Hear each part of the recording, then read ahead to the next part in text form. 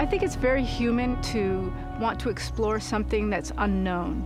That's all part of the human drive to do new things and to push the new directions. A lot of us are hardwired that way, like we have to explore. I think that's what draws a climber to El Capitan. When you look up at this massive wall of granite, it's just gigantic, like a sea of rock. Once you step off the ground, you have to navigate whatever challenges come your way.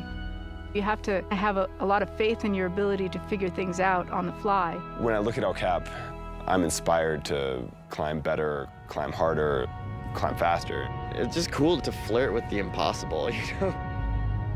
You're way off the ground. The very tips of your fingers and the very tips of your toes are the only thing touching the wall. It's a matter of belief.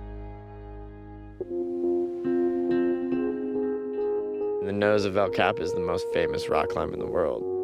It's 3,000 feet, right on the prow of El Capitan. People who come here are drawn to that particular route because of its aesthetic beauty and the rich history.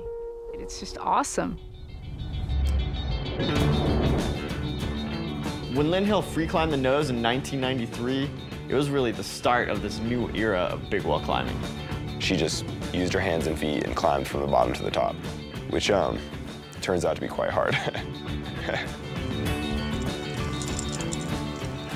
Free climbing is all about adapting yourself to the rock, putting together a choreography of dance moves.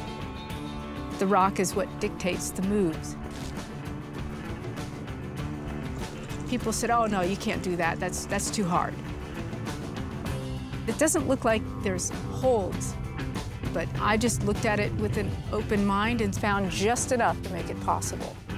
Lynn's idea of what was possible to climb was really above and beyond everybody else's at the time. An entire generation has grown up looking up to Lynn Hill.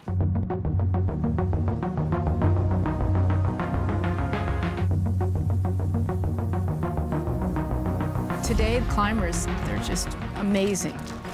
Harder and harder climbs, faster and faster ascents. It's so inspiring seeing the next level. Guys like Alex Honnold. Alex climbed the nose in just about 5 hours. By himself, mostly without a rope. The idea of being unroped up high on El Cap is like the scariest thing you can imagine. He's able to control his fear the way I might control the dials on my car stereo.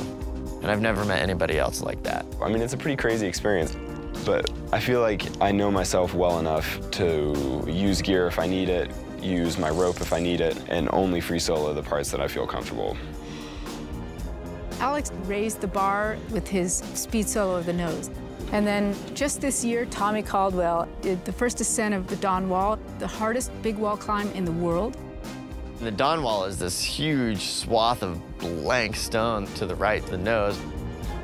I spent years putting together this puzzle. I didn't want to just push it a little bit. I wanted to see if I could take a giant leap.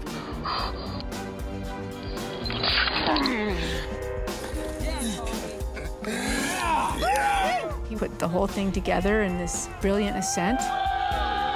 And it's something that people all over the world are inspired by.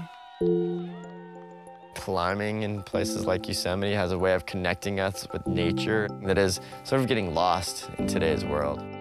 Way up there off the ground, you're in the elements, and you're with your friends, and it's magical. I want to inspire people to find that sense of adventure in themselves. When you're pushing the boundaries, Trying something new, trying something different. Doing things that most people think are absurd. what seems impossible at first becomes possible.